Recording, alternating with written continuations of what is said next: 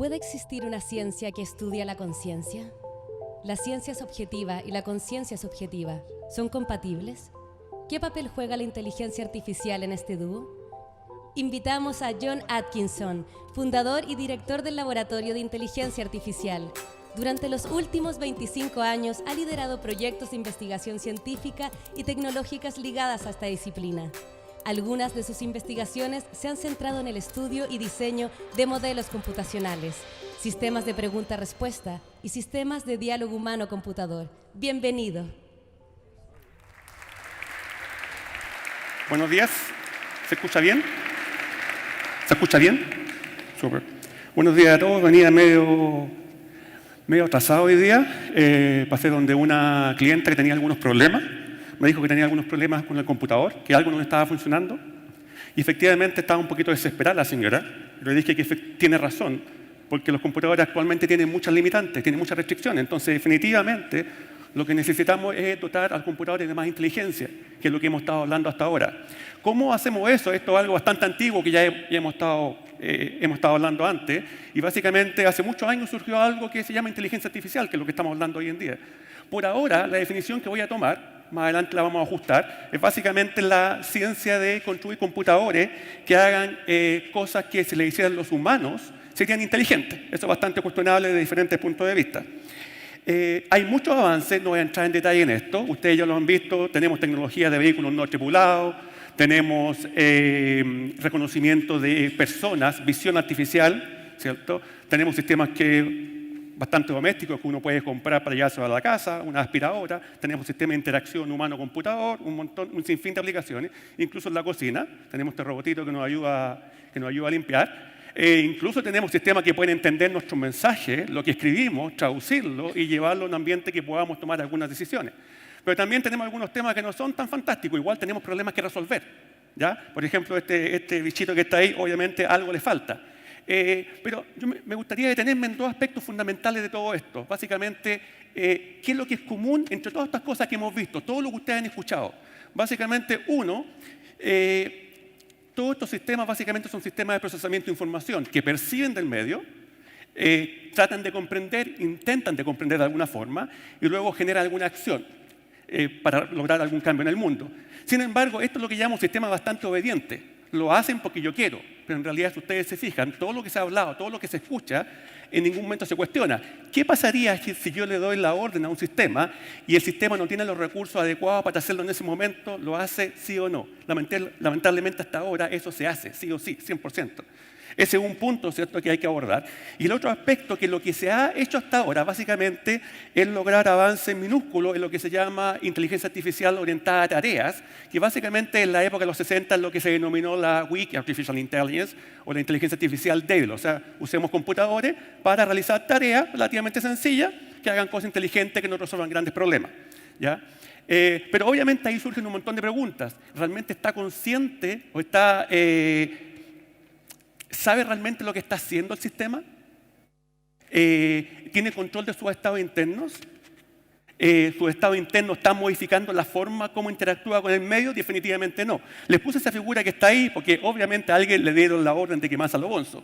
En realidad, como un enfoque basado en tareas, dice, bueno, si me dan la orden de quemarme a los bonzos, como no tengo control interno, ¿cierto? Tengo que hacerlo, no me queda otra posibilidad, ¿ya? Entonces, creo que necesitamos más que eso, necesitamos más que algo orientado a tarea. Entonces, necesitamos máquinas realmente inteligentes que incluso puedan racionar, tener conocimiento propio y tomar alguna decisión, ¿cierto?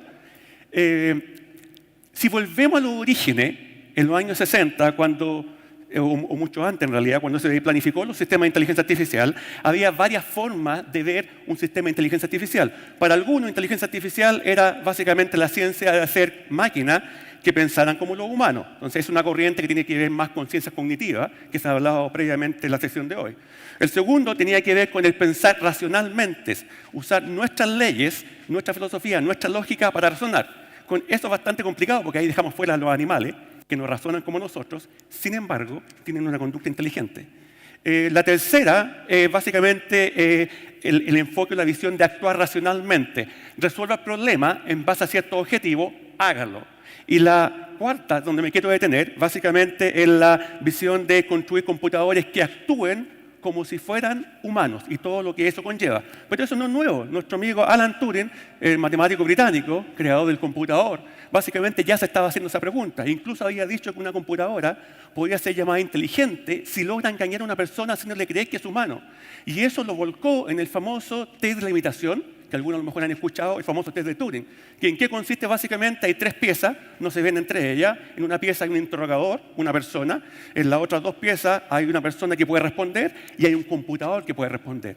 ¿Cuál es el truco? Es que el interrogador hace preguntas que le llega a cualquiera de los dos y en algún momento alguno de esos dos responde. Problema que no sé necesariamente quién me está respondiendo. Por tanto, lo que dice Turing fundamentalmente es, si yo me complico, si yo me enreo, si logro engañar al que está preguntando, se supone, aparentemente estoy frente a una computadora inteligente. Ahora, esto no le salió fácil a Turing, le salieron algunos contraargumentos interesantes, pero también hay cosas en la vida real que se puede hacer. Firulai y Fifi, que está ahí, tienen el mismo enfoque para resolver los problemas cuando alguien está navegando en Internet, ¿cierto? Pero decía que no le salió el trabajo fácil, porque de inmediato vinieron contraargumentos. Dijeron, bueno, esto no puede ser así porque depende quién esté en esa cajita negra respondiendo, ¿ya? Y este famoso argumento de la caja china, propuesto por primera vez por John Searle, que me acabo de enterar incluso que iba a ser uno de los expositores de este congreso y no vino, que básicamente decía, supongamos que hay un ciudadano chino que está haciendo una pregunta en chino y quiere que una caja mágica, esta maquinita, responda una respuesta en chino. Entonces, pregunto, tengo la respuesta. Pero si uno ve lo que está dentro, se da cuenta que estoy engañando. Porque lo que hay es un caballero con diccionario, con un montón de enciclopedias, con un montón de fuentes de conocimiento, que está respondiendo a tonta y a loca, pero en realidad no sabe lo que está haciendo. Entonces, básicamente, eso nos lleva al cuestionamiento de 2 aspectos fundamentales que en realidad postuló Searle. Una, que claramente la cajita, la máquina, no está entendiendo lo que se le está preguntando, y eso de alguna manera lleva al tema de la conciencia. Y la definición de trabajo, porque este es un tema bastante debatido, y hay muchas visiones de dónde mirarlo, de lo cognitivo, filosófico, físico, biológico, computacional. La definición que voy a tomar básicamente conciencia como el conocimiento que un ser tiene de sí mismo, y de sus actos, reflexiones, y sensaciones y percepciones. O sea, ¿qué yo sé de mí mismo que estoy haciendo? ¿Ya? Perdón, aquí parece que me... ahí. Hay evidencias de eso. De hecho, si uno hiciera algunos ejemplos con alguna imagen de resonancia magnética, un MRI que se llama, y uno trata de visualizar qué es lo que está pasando en nuestro cerebro cada vez que nosotros estamos en cierto estado de conciencia, te das cuenta que hay una activación importante de zona del cerebro. Si hay una activación importante de zona del cerebro, eso quiere decir que va a cambiar mi forma de cómo estoy percibiendo el mundo, el entorno. Por tanto, efectivamente hay un impacto en lo que está pasando en los seres humanos. Espero que todos ustedes que me están escuchando estén en el lado tercero, ¿cierto? Y esto origina básicamente en los últimos 20 años una nueva área que se llama conciencia artificial o artificial consciousness, que básicamente en simple tiene el objetivo de diseñar e implementar modelos computacionales de conciencia en un agente artificial. Por el momento vamos a asumir que un agente artificial no es otra cosa que un sistema al cual yo delego alguna responsabilidad, que haga algo por mí, pero yo no le especifico cómo lo tiene que hacer. Le especifico qué es lo que tiene que hacer. O sea, vaya a comprar un producto, yo no te voy a decir cómo. Tú encárgate e interactúa con el mundo. Entonces, básicamente, ¿cómo un agente artificial podría tener esta conciencia? Esta es una definición de trabajo bastante simplificada, obviamente una materia de debate. La que me gusta bastante dice que básicamente un agente lo podría hacer habiendo aprendido lo suficiente de modo de poder simular o predecir el futuro, y ahí se conecta con lo que ustedes escucharon antes, las máquinas de predicción, poder predecir el futuro, evaluar las consecuencias de lo que puede pasar en el futuro y seleccionar posibles cursos de acción. ¿Qué es lo que debería hacer si hay cierto cambio de actitudes internas dentro de mi sistema de control, dentro de mí mismo, digamos? ¿Cuáles son las expectativas de esto? Son 2 bastante obvias que uno esperaría. Primero, dotar a sistemas de inteligencia artificial de una mayor capacidad para entender y comprender el mundo, que actualmente no se está haciendo en la práctica. ¿Ya? Y lo segundo, básicamente, implementar sistemas que nos den cuenta de alguna forma de cómo podría estar funcionando la conciencia humana, por lo menos los aspectos más básicos. ¿Ya? ¿Qué pasa con algunos de estos enfoques? Han aparecido un montón de enfoques computacionales, un montón de enfoques cognitivos en los últimos años que tratan de responder esa pregunta de cómo surge la conciencia. Pero en realidad la bajada que le han hecho es bastante práctica. En vez de responder la pregunta cómo surge la conciencia, lo han respondido desde el punto de vista de cómo surge la inteligencia. Entonces, a raíz de eso, básicamente han aparecido dos modelos que voy a comentarles muy rápidamente.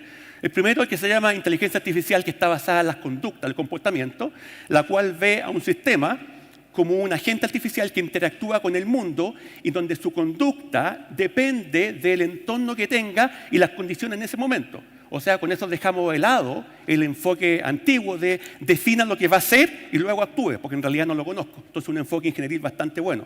Y el segundo enfoque, básicamente, la inteligencia artificial orientada a objetivos. O sea, claro, ahora no tengo comportamiento, pero alguien me establece el objetivo que tengo que cumplir y ahí entra en juego la máquina de predicción que tengo que establecer cuáles son las posibles vías de acción para cumplirse estos objetivos. Vámonos con el primero. El primero básicamente data de los años 2000, más o menos un poquito atrás.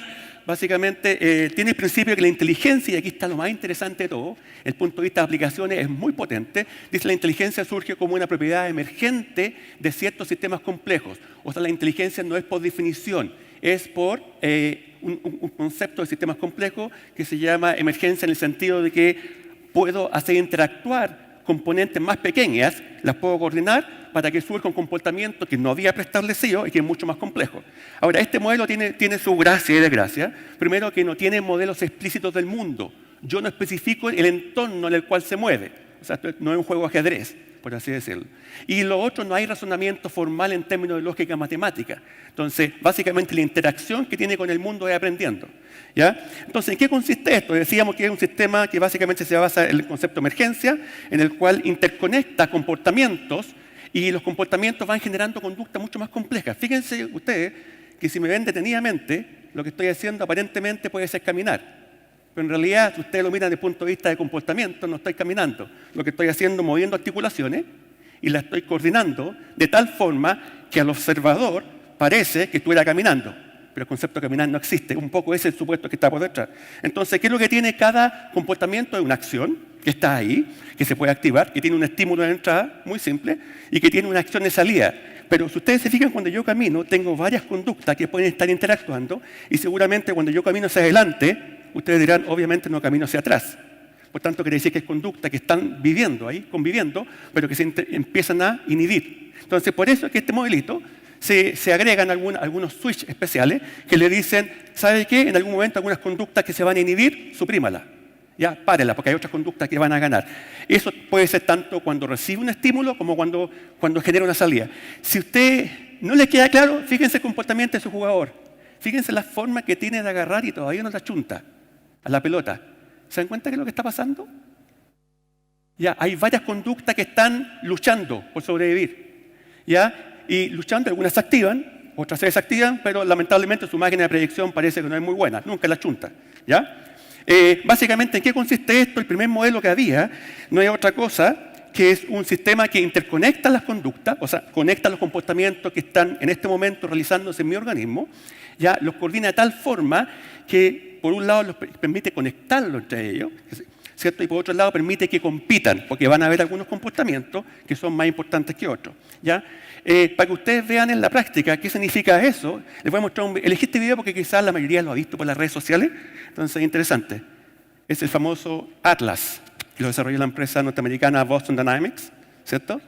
Y todos lo han visto, todos saben lo que está haciendo, se está dando la vuelta atrás, ¿cierto? Ustedes dirán, bueno, hubo ingenieros que programaron para que hiciera eso. Mentira, hay un sistema como esto. De hecho, no se está dando la vuelta para atrás. ¿Qué es lo que está haciendo? Tiene comportamientos que se están conectando y están dándole efecto al observador, a todos nosotros, que está caminando.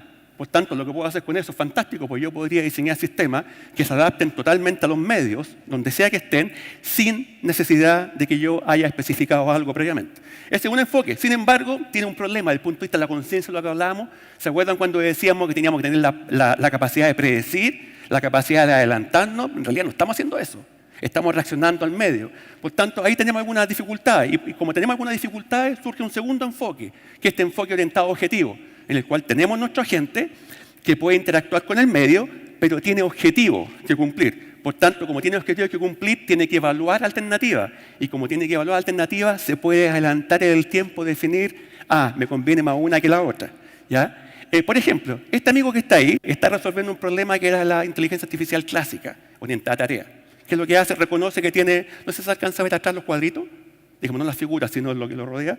una línea azul en ese caso, está reconociendo que tiene un cubo que tiene que agarrar, ¿cierto? Eso ya está resuelto, eso no es problema. El segundo problema que tiene que resolver este agente es que seguramente hay unos bloques que tienen que, hay unos bloques que tienen que permitirle llegar de la situación inicial, que están los bloques A, B, C, distribuidos de cierta forma, a una situación final, que es la que está a mano derecha, ¿cierto? Entonces, ¿cómo lo hace? Bueno, el enfoque anterior claramente no me sirve. ¿Ya? Porque tiene que pensar, tiene que predecir qué es lo que va a pasar. ¿Y qué es lo que hago? Bueno, preguntémosle al amigo robot ahí cómo puede planificar. Lo que podemos hacer es asumir que estamos en cierta situación inicial, donde están los bloques colocados en cierta posición, lo que está arriba. El detalle abajo básicamente son representaciones internas que no van a entrar en detalle. Y básicamente lo que yo voy haciendo es coordinando los posibles o prediciendo los posibles movimientos que puedan haber. En ese caso hizo algo interesante, que lo que hizo, movió un bloque encima del otro y luego movió. Seguramente la otra movida es mover un bloque encima del otro y ¡chan! Resultado, llegué al estado esperado. ¿Siguen? Entonces, hay una conducta en estado objetivo, interesante, pero aún así, igual tenemos el problema que teníamos al principio. Igual, ¿qué pasa con sus estados mentales? Le estamos ordenando que haga el trabajo, lo hace igual, independiente de los recursos que tenga a su disposición. ¿Ya? Entonces, le falta algo, le falta algo. Aquí tenemos una aplicación de eso. ¿Cómo sería en la práctica si yo tuviera un sistema logístico portuario, varias estas palas mecánicas que fueran a buscar bulto? Cada una de ellas, obviamente, está planificando su tarea y tiene otra complicación. ¿Cuál es? Que además tiene que coordinarse entre ellas para resolver el problema en forma cooperativa. Pero ahí tenemos el ejemplo práctico de un sistema de planificación que está ocupando ese esquema. Pero claramente las acciones del plan nunca se cuestionan. Usted tiene que realizar tal acción, tiene que realizar tal movimiento y en realidad es sí o sí, 100%. ¿Ya? Sin embargo, hay situaciones del entorno que básicamente puede que hagan que eso cambie. Por ejemplo, si alguien me pide hacer algo y en estos momentos no tengo los recursos para hacerlo, ¿qué es lo que hago? Una posibilidad es posponerlo. Otra posibilidad es preguntarle a alguno de mis amigos que tengo alrededor si me puede ayudar. Entonces, una variación de eso, me estuvo fallando la tecnología acá, ahí está. Una variación de eso es que a esta planificación, a este modelo de la máquina de predicción, le agreguemos intenciones. Intenciones básicamente lo que hay detrás el concepto de diseñar agentes que tengan un modelo, y aquí aparece el tema de la conciencia artificial, un modelo de sus propias actitudes mentales. O sea, qué es lo que piensa el agente que está pasando en su entorno, de forma tal que cuando le llegue alguna instrucción, alguna orden, razone en base a eso y tome la decisión que en otro momento obviamente podría ser totalmente diferente. ¿Ya? Básicamente este enfoque es un modelo de comunicación que se basa en unos aspectos súper simples, viene de las ciencias cognitivas, básicamente un modelo mental que tiene 3 grandes componentes, que son bastante fáciles de entender, bastante complicados de implementar. ¿Ya? Básicamente un modelo que se llama BDI, las iniciales de BDI vienen de B de beliefs, de creencia, D de deseos, y I de intenciones. Básicamente, ¿qué significa eso? Doto a la gente con la capacidad de establecer qué es lo que cree en un momento dado, y se puede equivocar. Yo creo que en un momento puedo pasar acá, no, en realidad no puedo pasar, estoy al borde, me puedo caer. ¿Cierto? Tengo el deseo de salir de la sala, o de salir para allá, o hacer algo, sin embargo todavía no lo puedo hacer. Y tengo la intención de construir una casa, pero todavía me faltan muchos elementos. Esa es básicamente la concepción que hay detrás de esto. Entonces, si yo lo viera desde el punto de vista de un agente que está interactuando con un entorno, ¿qué es lo que vería? Básicamente, el entorno le está entregando un montón de información sensorial a la gente. El agente está tomando acción, ¿cierto? A partir de sus actuadores, si es un robot físico, un actuador, si es un robot virtual, una aplicación, no sé, de comercio electrónico, será otra acción. ¿Y qué es lo que está pasando con esa gente? Está razonando en base a su modelo mental. ¿Qué está diciendo, por ejemplo? Mire, ¿sabe qué? En realidad me voy a interactuar con el ambiente y me di cuenta que mis creencias ya no sirven. No es lo que yo pensaba, porque me llegó información perceptual que yo no conocía. Por tanto, actualice las creencias. Como tiene que actualizar las creencias y luego tiene que ejecutar acciones, lo que va a tener que hacer ahora es determinar cuál es la mejor intención a cumplir. Las intenciones para nosotros los humanos se convierten en un determinado momento en objetivo. Y cuando uno se pega a ese objetivo, básicamente dice, lo voy a cumplir sí o sí, es lo que se llama un compromiso. Por tanto, lo que hace el sistema ahora, una vez que me comprometí, voy a realizar o voy a tener en mente esa intención, ese objetivo. Y una vez que eso está claro, genero el plan de acción. Genero el plan de acción y luego, o lo simulo, ahí viene la máquina predictiva, lo simulo y luego ejecuto el plan en la vida real, en este caso en el ambiente en el cual estoy interactuando. Este es un ejemplo, no sé si ahí creo que alcanza a aparecer en tiempo real. Por alguna razón a ustedes les aparece mejor que a mí. Esta es la aplicación, lamentablemente fue un caso de un incendio que hubo en Rhode Island, en Estados Unidos, en el año 2003, si no me equivoco, que básicamente hubo un montón de heridos y hubo más de 100 muertos. Básicamente una discoteca en la cual las personas no pudieron salir. ¿Cuál es el principal problema? ¿Por qué interviene BDI? Porque había una creencia. Ustedes ven lo que está en rojo, ¿no se alcanza a ver? Voy a pasarlo. A ver. Para que lo vean. Por alguna razón está pasando cosas diferentes. Los puntos rojos ahí son los puntos de salida normal de emergencia. Sin embargo, lo que todos los asistentes a la discoteca sabían, solamente que hay una sola salida y entrada. El resto de las emergencias nadie las conocía. Por tanto, se fijan en un sistema de creencia que algunos dijeron, bueno, en realidad no hay otro punto por donde salir. Y en realidad, si ustedes se fijan en la simulación, empezó a quedar la embarrada, porque todos se empezaron a desesperar, ¿cierto? Se incrementó el nivel de temor, ¿cierto? La gente estaba, obviamente, alguna aspirando más humo que otra. Y los puntos que están en amarillo, que ustedes se acuerdan, aparecieron antes, básicamente son los guardias. Entonces, ¿qué es lo que empieza a pasar aquí? ¿Cómo se aplica todo esto? Que en un momento el sistema de creencias de cada persona, de cada gente en este caso, empieza a cambiar dependiendo quién tengo al lado. Entonces, lo que hacía es buscar qué guardia tengo al lado que me pueda ayudar y empezaba a cambiar mi sistema de creencias. Y obviamente la acción que empezaba a realizar es huya, váyase por la salida de emergencia. Si no hago eso, no tengo forma de saberlo. Este fue un modelo bastante preciso de cómo funcionó en la realidad esta situación, digamos, lamentable en Estados Unidos. Vamos a ver. ¿Qué pasa con todo esto? ¿Qué pasa con todo esto? Obviamente esto da cuenta de los modelos básicos que hay. Hemos hablado de 2 modelos básicos que hay hasta acá. No tanto de la conciencia en el amplio sentido de la palabra, pero sí desde el punto de vista de cómo los sistemas podrían ser dotados con actitud interna, de modo tal que empieza a cambiar la forma como ellos interactúan con el entorno, con el medio. Esto no es nuevo. El profesor Marvin Minsky del MIT, que ya falleció, que en paz descanse, ya había incorporado otro factor, que es el factor de las emociones, que es otro factor importante en todo el sistema o la máquina de conciencia. Pero todavía fue un enfoque bastante filosófico, cognitivo. Todavía no hay modelos computacionales prácticos probados que efectivamente te den evidencia que así funciona algunos aspectos básicos de la conciencia. ¿Ya? ¿Cuál es el futuro? ¿Qué es lo que queda? Hay cosas interesantes. Primero, no hay un modelo, no hay un acuerdo, y lo que falta es un modelo unificado de conciencia artificial. ¿Ya? Por otro lado, este quizás es lo más interesante, hay muchos trabajos ya que se están haciendo en cómo no solamente estudiar biológicamente, neurológicamente, físicamente la conciencia y tratar de extraer información de nuestro cerebro, sino también tratar de transferirla. El tema es transferirla ¿a dónde? ¿Transferirla a otra persona? ¿O transferirla a un avatar o a una máquina? Y de hecho hay un proyecto que de hecho se está proyectando hacer eso, que se llama, lo pueden buscar por ahí después, se llama Avatar 2045, que tiene exactamente ese objetivo. Si lo cumple o no, es otro cuento. Esto lo encuentro interesante, tal como hay Internet de las cosas, lo que se proyecta en un prototipo que se desarrolló en Estados Unidos es Internet de la conciencia, que básicamente es extraer esta información, modelarla y tratar de conectar gente a partir de un aparato, más o menos simple, que es un casquito, digamos, y que básicamente comparte información de lo que están procesando conscientemente, individualmente, pero en una red. ¿Ya? Y quizás de todas estas cosas, una de las que me gusta más a mí, porque la encuentro más práctica desde el punto de vista de ingeniería, es lo que actualmente se está trabajando, está muy en boga, porque hay una necesidad que se llama la inteligencia artificial explicable. Ustedes dirán, ¿por qué explicable? Porque lo que hay hasta ahora son cajas negras. Muy buenos resultados, muy buenos diagnósticos médicos, pero nadie sabe qué diablo está pasando dentro. La pregunta en millones es, ¿qué está pasando? ¿Qué pasa si falla? ¿Cómo puedo explicar eso? ¿Cómo podría el sistema darme alguna cadena de razonamiento de lo que está haciendo para estar seguro de la decisión? ¿Se imaginan ustedes que un médico les da, o un sistema que simula médico les da, toma la decisión de que ustedes tienen cáncer de próstata o cáncer de mama, con un 90% de exactitud? ¿Se quedan tranquilos? No. A menos que les dé una buena explicación, o a menos que vayan a ver o tengan una segunda visita, una segunda opinión.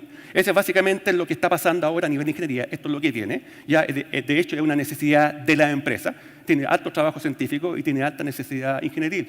De hecho, lo que más están trabajando en esto no son centros científicos, sino son empresas que están desarrollando las nuevas tecnologías para tratar de explicar qué es lo que está haciendo el sistema y tratar de, obviamente, convencer a la gente, ¿cierto? Y eso es lo que les quería transmitir. Muchas gracias.